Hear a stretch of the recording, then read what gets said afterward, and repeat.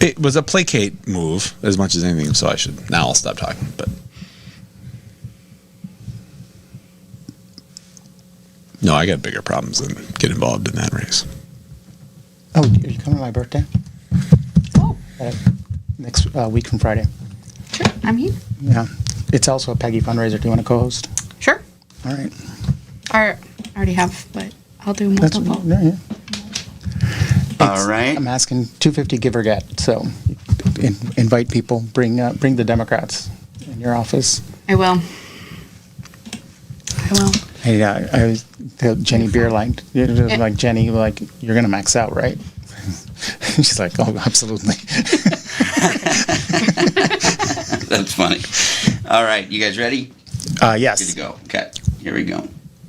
Support for Wrong About Everything comes from Minnesota's credit unions. Credit unions are locally based, member-owned financial cooperatives that return earnings to members through higher savings rates, lower loan rates, and reduced fees. Visit mncun.org for more information.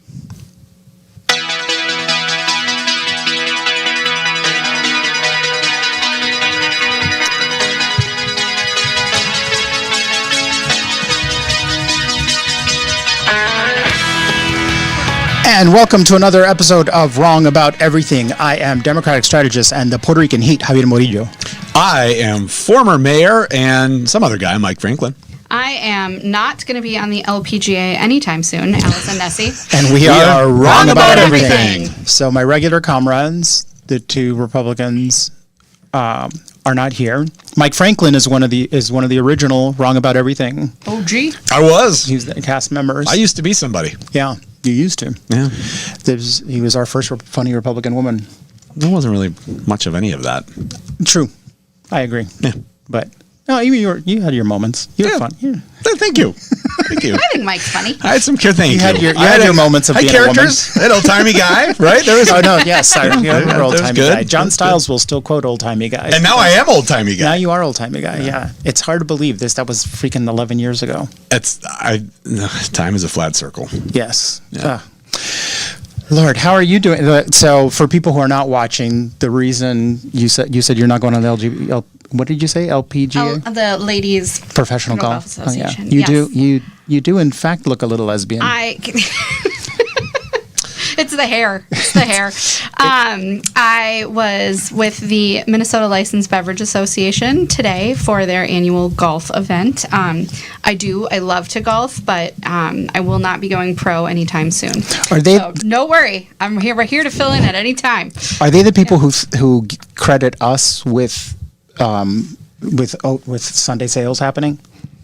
I believe we are, and I can say we because they are now my client as well, working for Momentum Advocacy. But I believe that was not welcomed by folks in that quarter with that commercial, which was very funny. Whatever else it was very funny, and it was only meant to be humorous. And it was it was not. Well, settle down. It was meant to make that law, and it passed. True. It was very humorous. And I believe it passed before our representation. It did. It did. It was. Well, certainly it was mine. I had nothing to do with it. I had nothing to do with anybody at that time. That was professionally.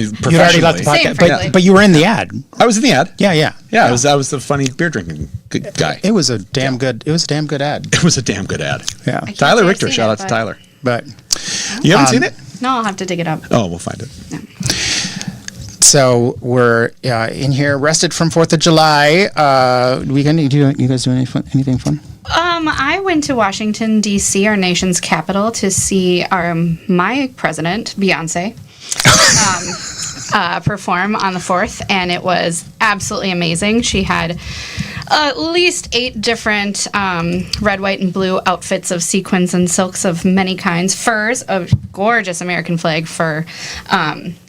But it was the Cowboy Carter tour. It was so good. What animals are red, white, and blue? I mean, the white. I doubt that they were. The white are baby seals. A bright red fox, and I don't know what's very blue. No, it was definitely faux fur. But yeah, it was great. It was a great way to spend the 4th. Washington, D.C., a very depressing place right now. A lot of folks, I have a bunch of friends there, stayed with them, and they don't know whether they're going to have jobs in the next couple weeks. So the mood, the vibes were not good, but we understand. Oh, how about you, Mike? I went camping apropos of our. Oh, you went camping too? Yeah, I have the RV. Straight camping. So, yeah. Wait, you have an RV? Yeah, I have an RV. Oh. Yeah, so we crammed 6 people into an RV, and we have 5 families. You have an RV that fits all of your children? And the parents, too. So it's one of those it takes up a city block? 29 foot, yeah. Oh my God. Yeah, it's a large. He has an ice machine, too, for their cocktails. We do have an ice machine for the cocktails. Oh yeah, no. Yeah. That's required. I don't. And a beer fridge. Outside. I would never own an RV, but I only camp with people who have RVs. Yeah. Because you can need your tent, but then you need the people who can prepare a gourmet meal. I am a great indoorsman, and so when we glamp, we tend to bring the indoors outside with us, right. and so it's actually very fun. We have 5 families that we go with, and we do. You might appreciate this. We do themes, and so every year do themes. We do themes, and so every year each family hosts, and we do. This year was patriotic movies, and so we had Top Gun, we had ours was Hamilton, we had The Sandlot, or it was the 4th of July movies. I think it was classic. Independence Day. Independence Day was one. Yep, and so and then you have to you prepare a meal and a drink and a game that's affiliated with your theme. It's interesting. I went gay camping, which is a little different. We also have theme Probably nights, not as different as you might think. Oh, I don't think know. it's probably different. This was a little less gay than yours. I think That's kind of where I was going with that. You're right. Yeah, no. Our themes are gay in a different way. The outfits are different and things like that. But anyway, welcome everyone to the Minnesota Credit Union Network studio. As always, we are in the recesses of MBC Studios in Northeast Minneapolis. And as always, thank our producer, Gabe Noah. Gabe, say hello. Hello. Hello. He sounds like a child that we have squirreled away in a closet. Yeah. Yeah. So, Bradshaw and Bryant, if you get in trouble with the law, that's where you need to go. The entire team of attorneys and staff is dedicated to providing the legal services you need, combined with the service and personal attention you deserve. If you have questions about how they can assist you with a personal injury, wrongful death, or criminal defense matter, do not hesitate to contact them, because consultations are free. You can call them at 800-770-7008 or reach them at minnesotapersonalinjury.com. So we're heavy on national news this week. So last week, because we had taken a week off when we did not get to talking about the budget bill that had just passed the Senate at that point. Yep. So we have the budget bill, we have the Texas flooding, we have my favorite topic of the week, the Epstein bombshell. I can't even contain my excitement to talk about that. Yeah. Do we want to start with that? Sure. Yeah, I wouldn't. Let's not bury the lead. Nothing. Yeah. Let's. Love nothing more. And we're done. The thing that I can't wrap my brain around is because it was hilarious was Trump being asked about it at the cabinet meeting. He's like, "You guys are still talking about Epstein?" We're like, "Well, you literally hired all the Epstein conspiracy people." All of them. You've been tweeting about it. You've been posting about it for years. They're like, why are you still talking about this? And then the attorney general, was it a month ago or 2 months ago, whenever it was, was like, "Oh, I got it. The list is on my desk. On my desk. It's on my desk." Yeah. So the one thing, I was listening to the New York Times podcast about this on the way here, and the thing that struck me was that, because I do think that the way the media, I could see a conspiracy theorist listening to the New York Times podcast and saying, "This is what this," because I felt like I could poke holes in it, because part of the thing is like the idea that there was ever this like little booklet with a list is insane. Mm-hmm. That's not how racketeering works. Right. It's like it's like it's like a little notebook that says my crimes. Like, right. And I'm all my co-conspirators. And here's how I did the criming. Yeah. And where. And with. And who with. So the part of the thing is that then when people report that it was debunked, well, yeah, that was debunked because that was insane. But we do know that he trafficked underage girls. And that there were lots of men present, and there have been no convictions of anyone else other than Ghislaine Maxwell, but of the other men. And so I can I was listening, and I'm like, okay, now I'm becoming an no. This truther. is like just because a lot of conspiracy theories don't have anything to them, sometimes it's appropriate to put a conspiracy theory together. It's not always that conspiracy theories are not completely invalid. And this is one where it just gets up to the line, especially when layer then on the very people who are trafficking in the conspiracy theory, again, with some justification, like 6 months ago. Right. Or like a few weeks ago.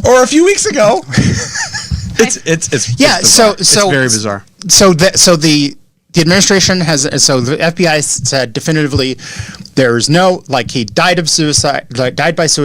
There's no client list, and everyone should stop talking about it. Why is Ghislaine Maxwell? What is she in jail for or prison for? How was she? I guess we should let her go. Yeah. What is she? I expect the pardon. Also, when you've lost Roseanne. Oh, they lost Roseanne? Oh, I missed that. Roseanne was like, Mr. President, read the room. That's she is good. A comedian, but... Well, I mean, very much to your point, and it's going to be fascinating to see how that wing of the MAGA crowd handles this, because this is... Well, I mean, they're losing their minds. Yeah. The people are like, and not just the sort of the YouTuber, but like Tucker Carlson is up there saying like Pam Bondi is aiding and abetting and covering up crime. But like the thing that's so bizarre.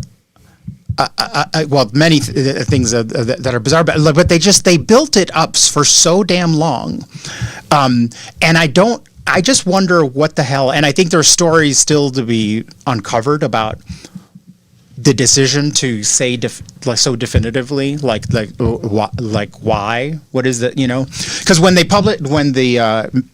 manifest was that who was on the plane when there was a news story about that. Then Hannity was like, okay, everyone don't jump to conclusions about people on the plane because Trump was on that list. And so then you have Elon having tweeted before that Trump was. Do you know who he said yesterday was in the Epstein files? Steve Bannon. Oh, I did see. There was like an altered photo on X of Steve Bannon on a couch, allegedly. Yeah. Yeah, which I just. I mean, number of. Yeah. But anyway, so it turns out, case closed. Nothing to see here. Moving on. Moving on. That's great. Moving on. In other news, Kash Patel, Deep State. Deep State, Kash Patel. This is how long does it take? 6 months. Yeah, 6 months to go from outsider to Deep State. Oh, they're already eating him on X, or eating him alive on X too. Now, looking at his girlfriend and her ties to Israel and connecting. It's watching them eat their own, and I'm loving it. You were like, let's just throw little crumbs in there. It's like, red meat. Just yeah. Who was that guy in Trump's first term that we used to use as a unit of time? Scaramucci. This didn't even last to Scaramucci. No, it was all right. Okay, well, everyone, cool. Move on.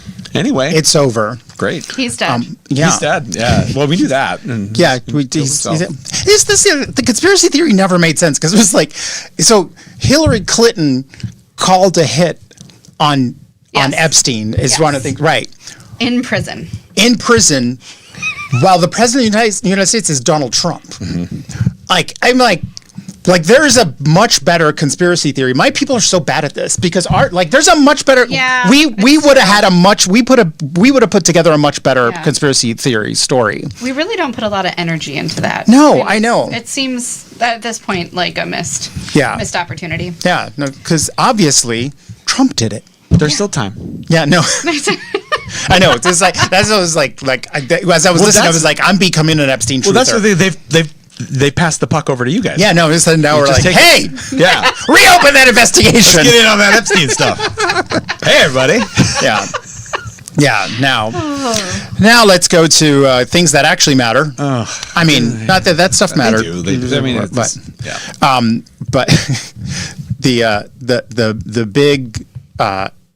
the big whatever bill and horrendous bill. Yeah. Oba. So what's your favorite part of it, Mike? The title. I like the title. It's good. It's clever. Mike likes big, beautiful. Yeah, it's big, beautiful. Thick. It's thick. It's THICC. 2 It's a C's. thick bill. 3 B's, 2 C's, and an A. It's like my report card. Yeah. So one of the things I know about you, as a Republican and conservative, is that you've worked in clean energy. Yes. So you've already betrayed republicanism. Yeah. Well, it's in the way it's currently defined. Yes. Yeah. Well, I mean that ship has sailed. Yeah, it's redefined every couple of weeks these days. So further away from you. Yeah. Yeah. We'll see. I'm waiting. You're waiting for it to come back one around. of those like bags on a stick. It'll come back. It'll come back. Yeah. Okay, hobo, Mike. But there's a lot of, I imagine, I don't know who your clients are, but I would imagine that a lot of the subsidies from the Inflation Reduction Act were good for some of your clients. A lot of them predated the Inflation Reduction Act. I mean, I think right. One of the things that we're getting wrong here is that the all we've done is take away, what Biden and the Congress from 4 years ago bestowed, and there was some of that, but one of the things they did was sort of make the production tax credit, the investment tax credit permanent.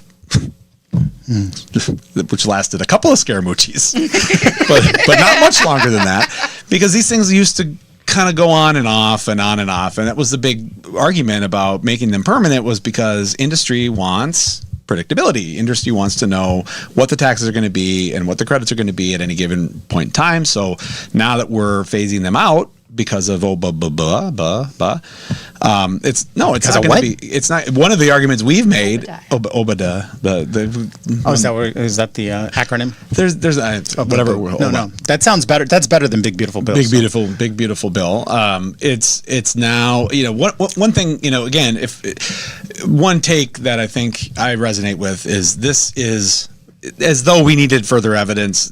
And thank you for saying Republican and conservative, because I think that, to the extent that the Venn diagram at one point was virtually, a unified circle, they are now virtually two completely separate circles. Like, what it means to be a Republican and what it means to be a conservative are two completely different things. And what we saw was a bunch of Republicans acting like partisans, and there was nothing conservative about that bill in the slightest at all. And I don't know what you could paint about it in an ideological way at all, frankly. Because I think Lisa Murkowski is a good example of how it's what the Republican, the people who would be, and if I'm understanding your analogy correctly, like between Republican on one side and conservative on the other, that where you can simultaneously say, I don't agree because I don't know the Medicaid cuts, and also say, I hope the House votes against the bill that I just passed. No, what I mean to say is that there's nothing fiscally conservative about it. No. But I think the Republican principle of cutting taxes at all costs, right? That to me, the thing that people like, that is most outrageous to me about what Lisa Murkowski, how she framed it, what she did is like, I'm very unhappy about Medicaid cuts, but I also wanted to make the tax cuts permanent. It's like, well, the reason the Medicaid cuts are happening is because you have to pay for making those tax cuts permanent in some way or another. So you can't, because of reconciliation, because of the rules of the way that we budget now, which is because we've fallen so far away from Congress as a functioning institution. But even that is not how we because they just decided that things that would not be approved by the parliamentarian as relevant to reconciliation, they'll just not ask the parliamentarian. Right. So, this whole thing is a disaster. I look at it also as one in, and maybe the worst, and I'm open to that argument, but there's certainly one in a long line of ongoing and continuing disasters. Frankly, whatever we want to say about Trump, in a Congress that has completely lost its reason for meaning. It is. I mean, for 10 years, Ben Shapiro has been referring to it as a vestigial organ, and I'm not even sure it's that. I mean, I think it's at least vestigial organs are harmless. I don't understand what Congress, which is not. We have this sort of sense that there's three co-equal branches. Congress is the supreme branch. Actually, Congress is designed to be the supreme branch, and what are you reading the Constitution? It's in there somewhere. I was going to say it's towards the back, but no, it's actually in the front. It's Article 1. Yeah, right on 1. Yeah. You don't even have to read that far. Yeah. And so I don't mean to think about my participation in this podcast as a theme, but as part of a theme towards our coming 250th birthday as a country. And we've had decay in institutions before, and we've had the wherewithal as a country to rehabilitate them. And so maybe as part of an ongoing contribution to that, we can all hopefully encourage, and I don't know what it would be, but I think there's a really lot of smart people out there with good ideas from the left and the right. A lot of them are pretty boring, but ways that we could make Congress boring again, but make Congress again. And the procedural stuff that has been sort of over multiple years, decades, been going out the window, bringing a lot of that stuff back, maybe even putting some new ones in and reforming that institution to make Congress do its job again. Yeah. I mean, I think we need, the same way that there was a legal and political movement to further the idea of a unitary executive, there needs to be a legal and political movement to return governmental power to the Article 1, to the people, to the biggest body of representatives. I mean, this might not surprise you coming from me as a conservative, but I mean, I think the Federalist Society was maybe the most successful project of the past 75 years, which set out to make the Supreme Court and all the courts do their jobs again.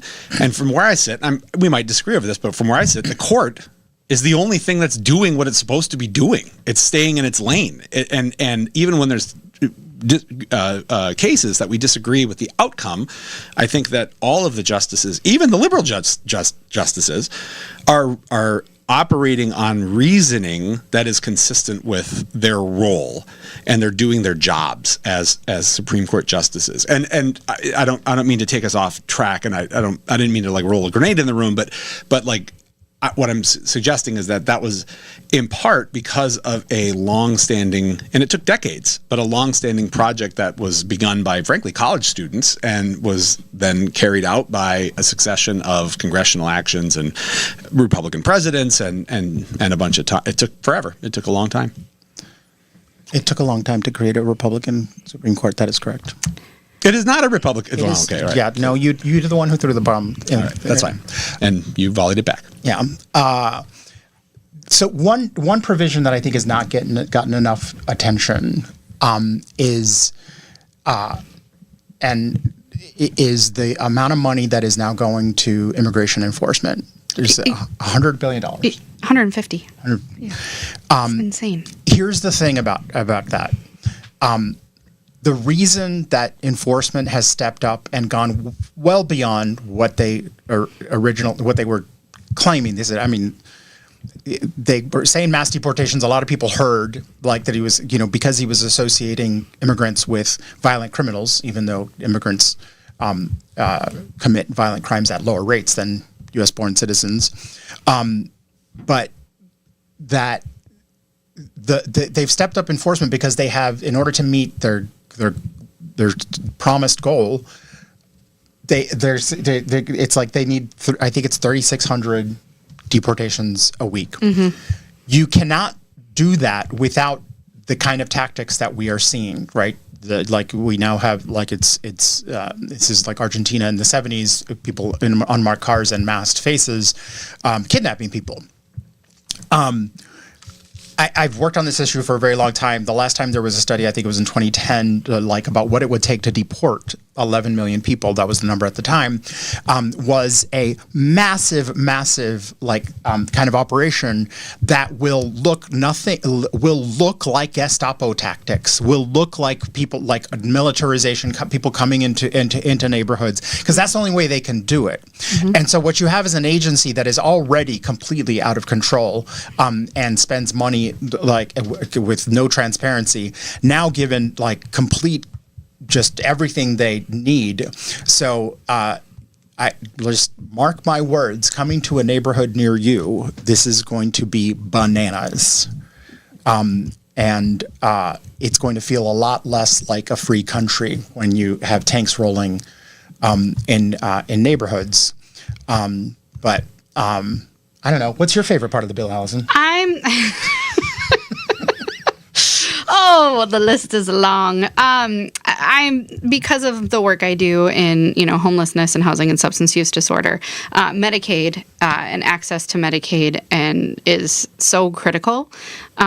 What has really irked me through the narrative around this bill and what Republicans have been saying, able-bodied adults that are at home collecting Medicaid checks. That's not a thing. That you don't get money from Medicaid. When someone who qualifies for Medicaid goes and gets health care or health services, then the Medicaid pays for that, but you don't get a direct check from the federal government. It's not 1980s Reagan's welfare queens just taking your tax dollars. Wait a minute. I was about to quit my job. Yeah, I wouldn't do that. I wouldn't do it. No, it's a terrible time to do that. Terrible time. And also, this bill polls terribly. It's literally like, I do not understand the politics behind it, because nobody likes it now. There is some, the people do like the idea of work requirements. It sounds, if you're getting a benefit, then you should have to have a job. But you also they don't go into detail on what a work requirement is. It's not requiring someone to work. It's requiring someone to fill out paperwork every, sometimes a week, sometimes 6 months. And states have tried this. Arkansas. Arkansas and Georgia. Yeah, tried it. Failed miserably. Yeah, it did. It did not boost. Their labor pool did not, skyrocket. Frankly, what this bill does is create such a bureaucratic nightmare for states to administer. And Minnesota actually is going to be terribly it's not going to be good for us. We're one of the few states that still rely on paper processing, paper applications for a lot of our Medicaid and services. So we have kind of an archaic system that is going to have to keep up with now way more reporting requirements. That's all this does, is create more government.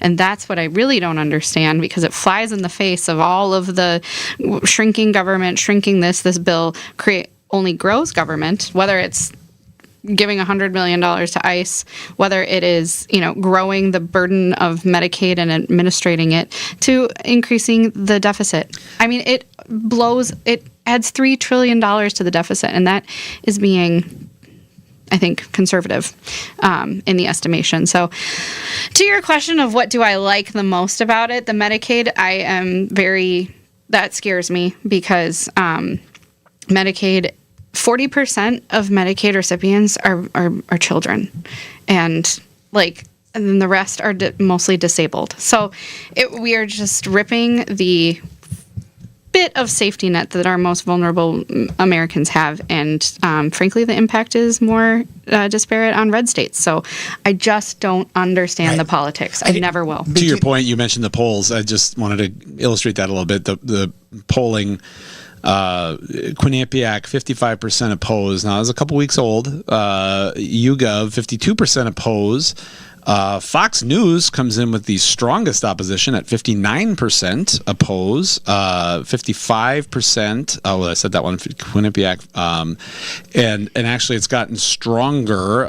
The newest YouGov, which actually is after the bill passed, that includes data from after the bill passed. It goes the bill actually that number goes to 53, either strongly or somewhat opposed. So the more people learn about it, the closer it's gotten. And that, I spent a long time in conservative politics because the media is talking about it. But you listen to Republican congressmen talking about it, it's very obvious they don't like it, and there's so much in it.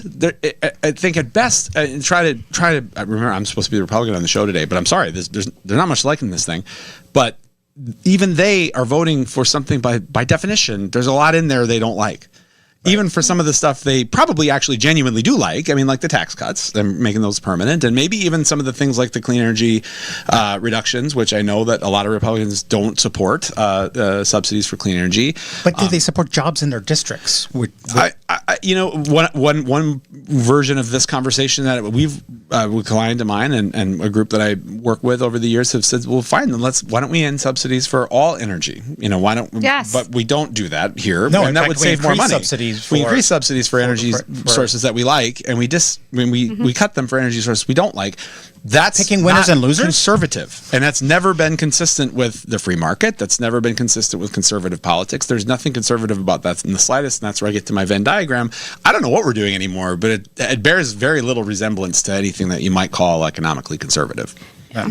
This bill takes away health care for mostly kids and disabled people. And it gives permanent tax cuts to the richest corporations and richest Americans. Who are all Democrats now? I am surprised. So like you say, politically, I don't even know what we're doing anymore. Not the richest. We have the Edina.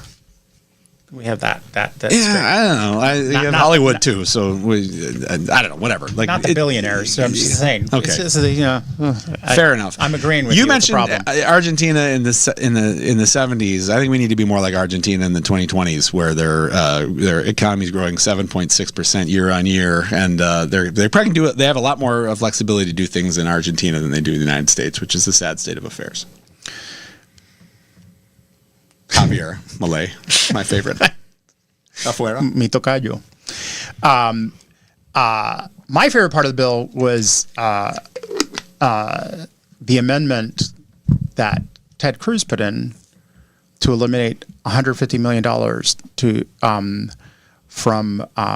to gut work to accelerate advances and improvements in research observation systems, modeling, forecasting, assessments, and dissemination of information to the public around weather forecasting. God, he's so spot on for being the worst all the time. It's just. I don't know. Did you see him with Tucker? He was actually came off as sympathetic during that, but did you think so? I did. Granted.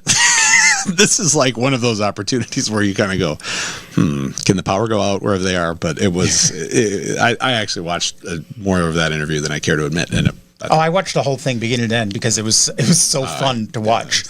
There were moments that I thought that Tucker, I was like, come on, settle down. Yeah. But there were definitely moments where Ted Cruz looked like the jackass that he is. For me, this will be a callback because I was on this show when he was originally running for president. And if you recall, and longtime listeners will recall, we had 16 candidates for president for Republicans in 2015. And Ted Cruz was number 16 for me. And Donald Trump was number 15. So. Well, and here we are. I kind of respect that. 11 years later, and we're still talking about both. He got his ranked choice voting, and I'm still enthusiast. I am so tired of all the losing. I'm so tired of all the losing. Yeah, well, it depends which part of the Venn diagram you're in. I'm Googling. It seems like you're doing actually pretty well. Immigrate to Argentina. Oh my God. Now, and the thing is, the thing that's so out of whack to me. And we were talking about this before, but the conversation about funding government and the things that we can only do through government are completely divorced right? So like there was a massive expansion of healthcare under Obamacare, under the Affordable Care Act that has now been erased by this because so much just a huge part of that was Medicaid expansion, which they just got. So they essentially undid the Affordable Care Act. It took them 10 years. It took them 10 years. They finally had a plan. But they they didn't know yet. Well, they didn't have a plan. The plan was always to undo our plan. Yeah. That's true. But then also, that there are things like I cannot, as an individual, do my own weather forecasting. I mean, I could, but it wouldn't be very good. And there are things that are best done through collectively. Roads, there are all kinds of examples. And so when we talk about the money on one side and then the things we need government to do completely divorced from the money, then you can have this cognitive dissonance of people saying like, well, I support all of these things, I just don't support any taxes. And so, well, how the hell are you going to pay for all these things? Going into the future, like we are in a moment historically when science, for those who believe in that, but that's also partisan now, tells us that it's a very good chance, right, that the kind of extreme weather events that we've been seeing, whether it's fires and the just horrific floods, flash floods in Texas over the July 4th weekend, that these are going to become more and more common.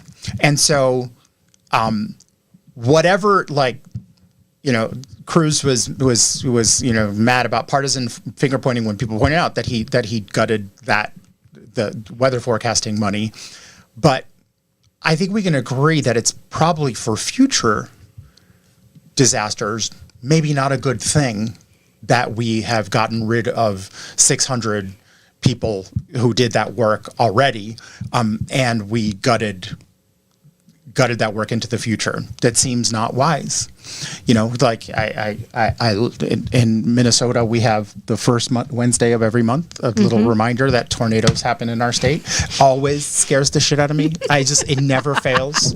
It never ever fails that I'm like, wah! And then they're like, oh yeah, it's first Wednesday. The good thing that happens, one, is that we have that system, and I appreciate it, and I hope to never have to run to the basement.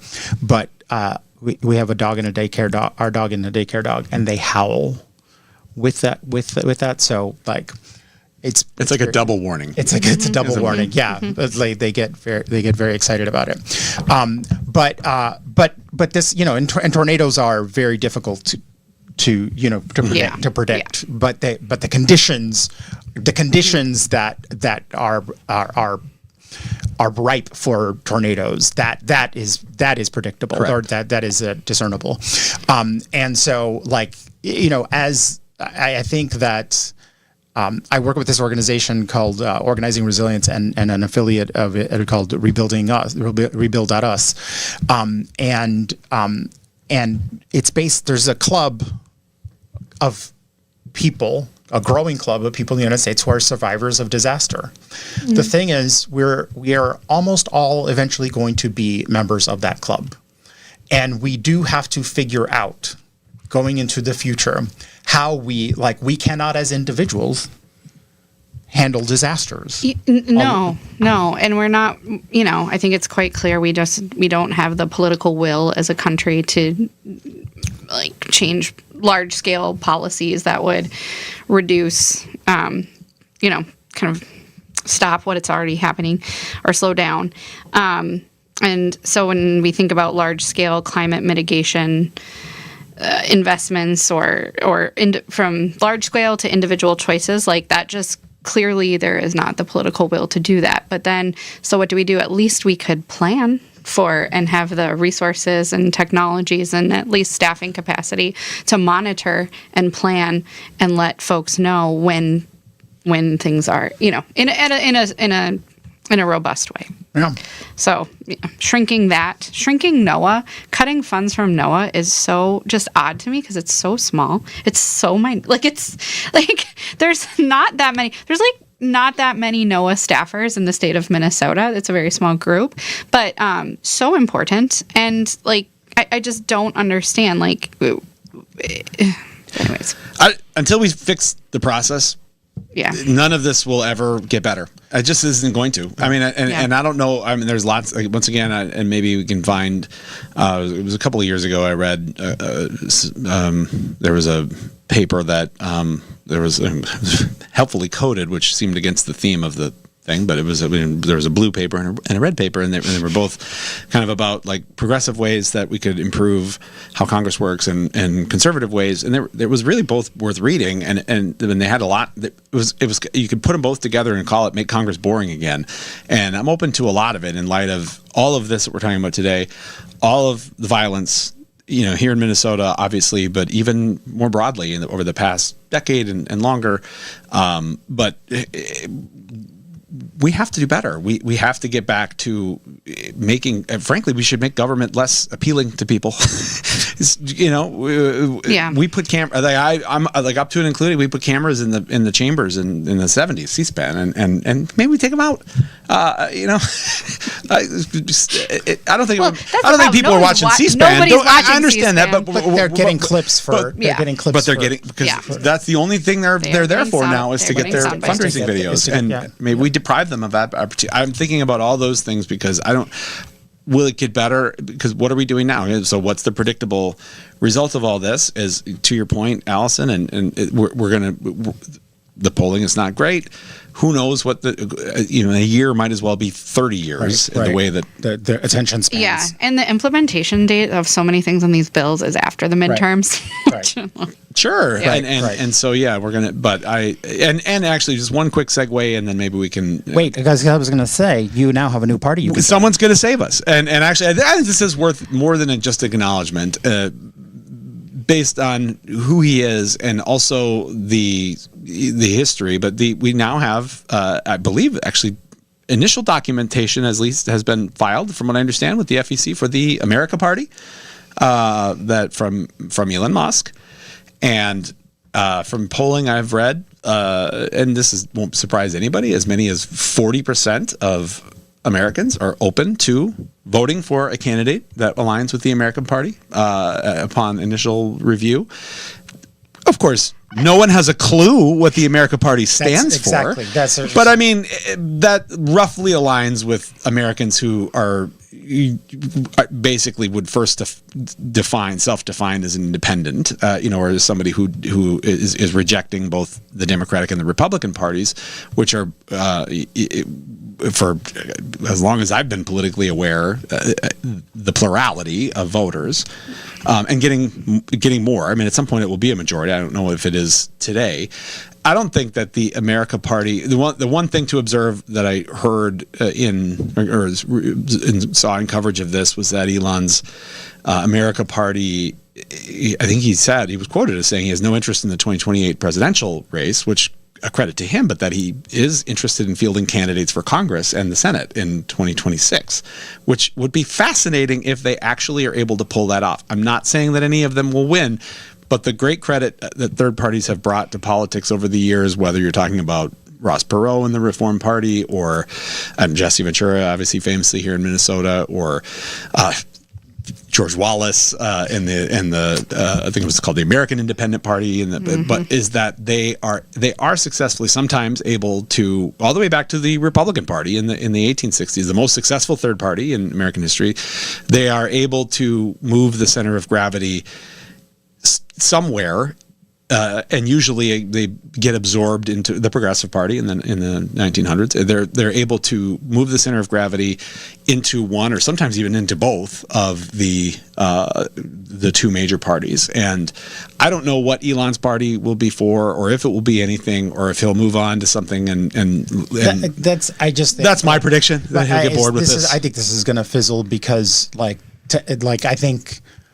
There's only the Tesla board is filled with his friends, and they've let him. They've let him go, but it is still publicly held company, and its stock is tanked again. I mean, there's a brand tanking, a brand name which I think is irreparable, at this point. They're going to have to fire him at some point. But he has the money he has. So, and he knows nothing about politics. He doesn't. He does not there is a total mismatch of what it takes to win at any level, frankly, and his understanding. And I look forward to Donald Trump deporting him. I mean, other than money. I mean, other than money and fame, I would say that. I mean, and if we've seen no evidence of this, so these are all major ifs. But if he's smart enough to hire people who actually know what they're doing, and if he gives this thing some kind of a majority backed agenda, because that's a lot of all of the successful parties, third parties. Again, none of them achieved dominance, with the exception of the Republican Party, but all of the other successful third parties in American history stood for something. And there were ideas that enough people got behind, that they were able to sway enough people. The Reform Party and Ross Perot, really, I was listening to a podcast this morning that they're talking about, like, one of the big issues in the 2000 presidential race was what we were going to do with our budget surplus. And that was really, in many ways, a credit to Ross Perot from 1992. For helping get Bill Clinton elected. Yes, I agree. I agree. And a Republican Congress that created true. and the issue was about the debt, and and he was reacting to the Reagan deficits and trade, and it was neither. He was blaming both parties, and both parties then stepped up to fix it, to basically get rid of the Perot problem that they both shared. And it was an interesting observation. It was an eccentric billionaire that did it. So anyhow, I don't give it much hope, but I don't have much of that lately either. So, well, it sounds like a party I don't want to go to. Well, I like America parties. Yeah. It'll be the first party founded by an illegal immigrant. Yeah. He's. I'll have to ask Grok that. No, he can't. He knows he that? overstayed his visa. That's how he. Well, I just mean, is it possible there was another one? Huh? Possible another what? Party started by an illegal immigrant? I don't know. Did we? How carefully were we checking documents back in the that's day? the other Well, thing. there was no such. That's what I mean. Yeah. There's no such thing back then. Yeah. Right. So when all your white people's ancestors came, when people were like, my family came legally, like there were no freaking laws on that. Everybody came. So it was legally. Yeah. So I'm right. So I'm right that this is the first party. Well, can we both be right? You're both right. I don't like that. Whatever. All right. I don't know if you all have anything to plug, but I have some exciting news. Excellent. How would you pronounce that name? Oh, why, that's my friend. Oh. So I can tell you. Yes. Davin Sokup. Davin Sokup and John Benjamin Nemi are the newest members Woo! of the Wrong About Everything Patreon Club. Oh. The Don't Be a Dick Club. Welcome. Yes, they are not dicks. Yes, patreon.com/Wrong About Everything podcast. Listen, it's the only way it works. The only way I get people to give us money is to insult them. Shame. Yeah, no, I don't like it. I don't like that Minnesotans make me do this. He does like it. Just a little bit. The narrator should shut up. Listen, if you can afford it, and only if you can afford it, and you enjoy our podcast, and I know lots of you do because we see our stats, people. You can't hide from us. Some of you can afford to not be a dick. Some of you can afford to not be a dick. Yes, some of you. And some of you who can afford to not be a dick should go to patreon.com/Wrong About Everything podcast and throw a few bucks our way. We'd appreciate it. Helps us pay for the podcast, for the producer you heard earlier in the show who we keep in a closet and don't let come out. Oh, yes, the young child. Yeah, Flowers in the Attic. It's our producer. That's a Gen X reference. I don't understand. Flowers in the Attic? Straight over the head. Shut up. You're lying. You don't know Flowers in the Attic? I don't. It's about little children who are stuck in the attic. Oh, terrible. Yeah. But then they breed. With each other? Yes. Oh. They're siblings too. And so they come out all blonde and God, weird. the 80s were so weird. Yes. The 80s were awesome. You really had to be there. Yeah, I mean, you were there. For 9 months. Yeah, well. For 9 months? Really? I was born in 89. In February. Oh wow. God. Okay. I resent you more than I Yeah, realized. that was. I just started. The resentment just grew for me too. know. Yeah, and I know. I'm creeping up on 40. So. And now I have a spank. Wow. Yeah. Settle down there, spring chick. John and Davin, thanks for not being dicks. We genuinely appreciate it. And do either of you have anything to plug? No, normal person. Yeah, no, I am also a normal person. Okay, settle down. So judgy. What's your plug, Javier? I have nothing to plug. Oh, okay. Normal person for the week. For the week. For the week. It's a week by week assessment. Oh, look. Benjamin came on, is commenting on this. Last time I joined, you went on a break for a year. So. Well, Benjamin. Okay. So What? you two settle down. The It's whole not a point, year. Benjamin, it was like 9 months. Was to not be a dick. So Yeah, no, that's it's just, like- I know you're just new to not being a dick. But Yeah, no, it's like now they're getting smart with us. yeah. Thank you, Ben. Right. That's awesome. All right. So Spanks and Thanks. Who would like to go first? I can go first. All right. This week, my spank is a little niche, but with the box office hit that Brad Pitt's new F1 movie was last week, it's brought more attention to the sport of elite racing that is F1. And today, the principal for Red Bull, Christian Horner, was fired, which is a huge deal because he's been with them since like 2005. And he was fired for a lot of reasons, mostly a growing tension with number one driver Max Verstappen and his father. But anyways, it did come out that he was sexting with someone on the F1, on the Red Bull racing team, and that is absolutely deplorable because he is married to the one and only Ginger Spice of the Spice Girls. Oh. And, yes. And so he is spanked because how dare you do that to one of the greatest Spice Girls of all time. She was top 5. What? I thought she was. There's only 5. Oh, okay. Well, Okay, I'm well, right. I've been right this whole time. So he is spanked. It's not Our spank is for the Spice Girls. It's like she's like, we heard you. You were born in 80, whatever. 89. Yeah. No. Yeah. Yeah. Okay. And I'm a big Spice Girl fan because the 90s. Yeah. Yeah. I was there too. My formative years. If you want to be my lover. You know, with my friends, which Christian Horner has no friends because he is a cheating and lying. But this season of Drive to Survive, for those like 2 people listening that know what that is, do you have here? Drive to Survive? Yeah. No, I do not. Oh, okay. It's a. Anyways, it's going to be a great season. So, Christian Horner, you are spanked for being an F-boy. And my thank is for, I want to get their names correct, Lyle and Sue Glenna of Chisago County. That is not them. That is not them. No. That is a couple from Cloquet who died. Yep. But I know The that. name said the right name. How am I supposed to know what they look like? that's an ad at the top of this. Okay.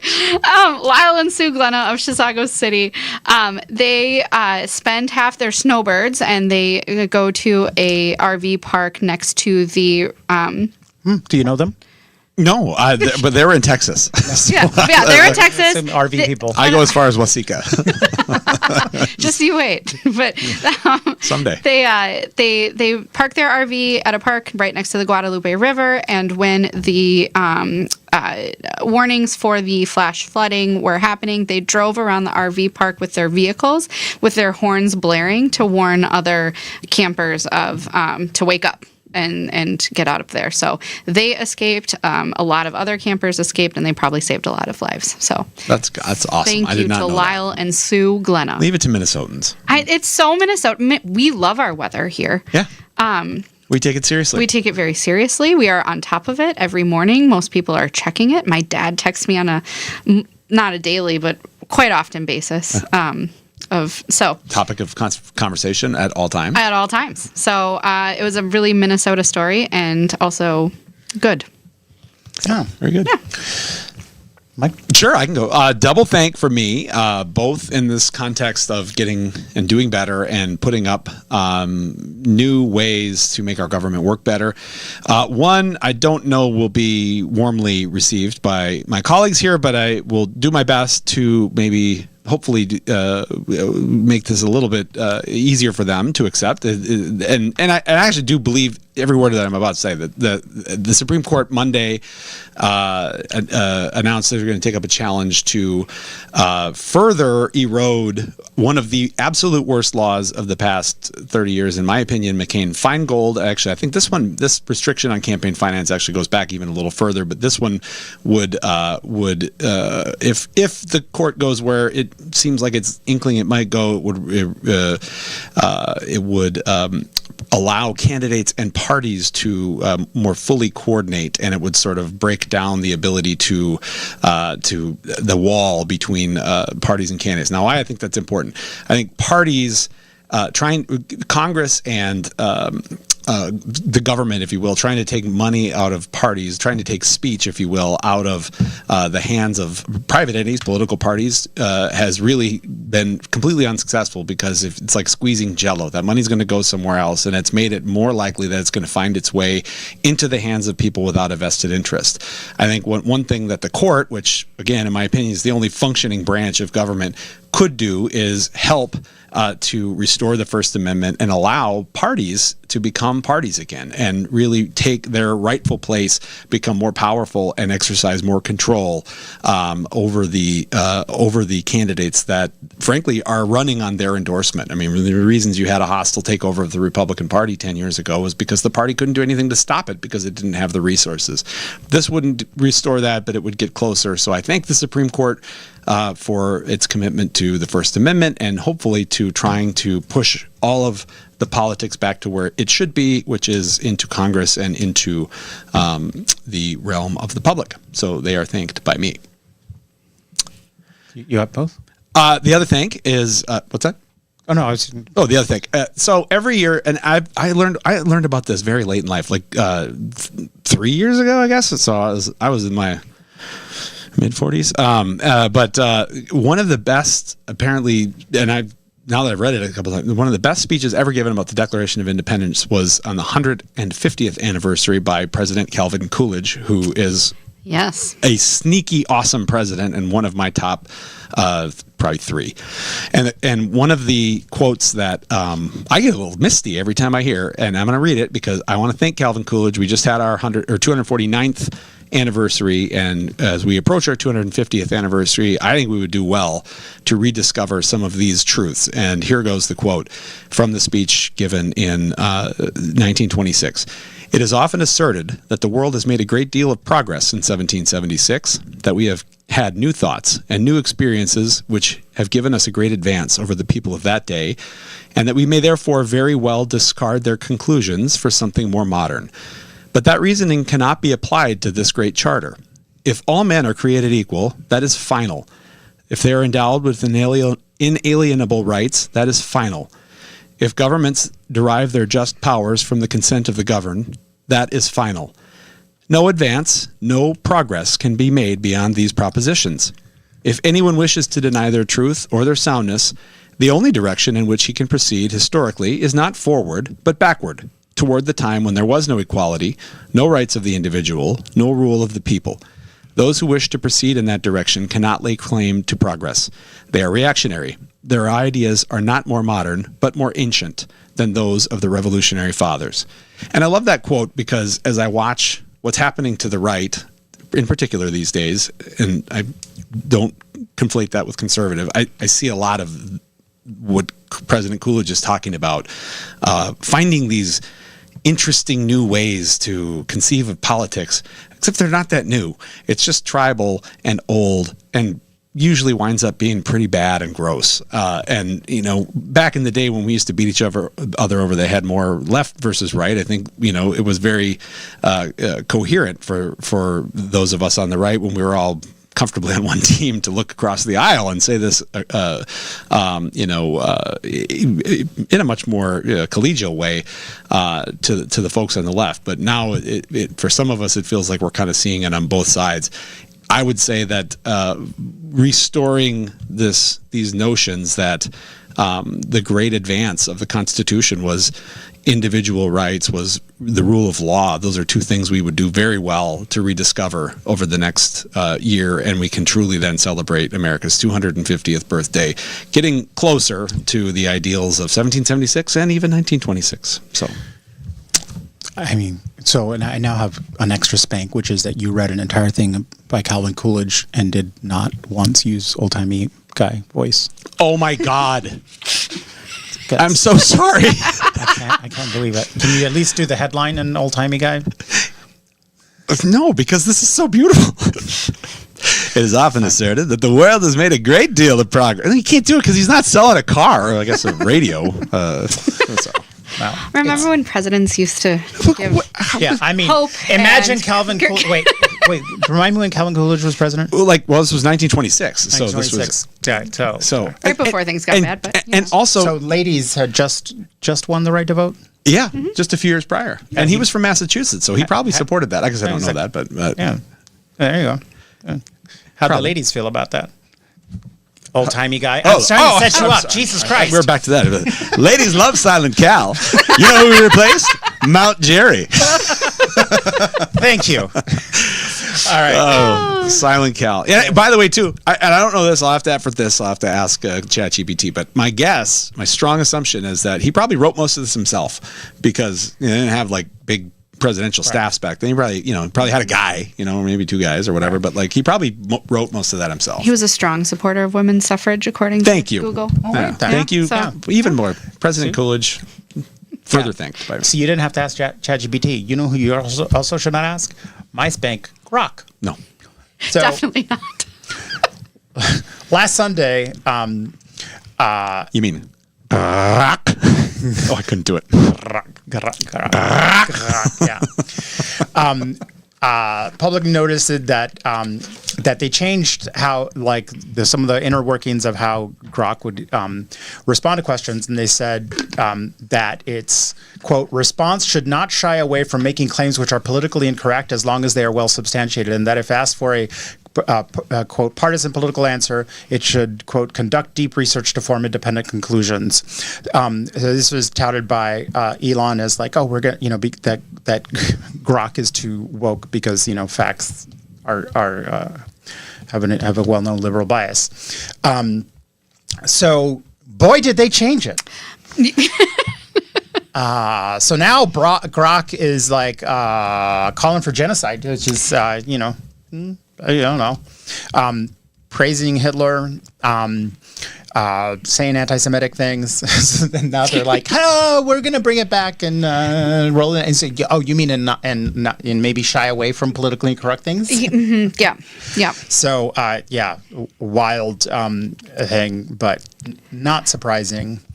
And that's my spank. My thank is two New York City mayoral candidates, former Governor Andrew Cuomo and incumbent Mayor Eric Adams. Sweet Jesus. I need to ask you about all this offline. Cannot decide which one of them should drop out of the race. I mean, the answer is both. And I hope they keep fighting about this until Election Day. So that's I can't tell you which one of them I feel like actually grosser about. Like the number of people who lined up behind Andrew Cuomo, who had previously called on him to step down. People like Kristen Gillibrand, who had who was the strongest voice for getting Al Franken to resign because of allegations of inappropriate treatment of women, endorsed a serial sexual harasser. I can't. All these things, it just shows it was a perfect example of why Democrats if you wonder, it was like, well, but the Republicans are so crazy. Why do they keep winning? It was like, well, we provide no alternative, and we do crap like this. Our gerontocracy is not very popular, people. And when people line up be like assholes like that, and then you have Eric Adams, who has a deal with Trump where he got there was a very clear public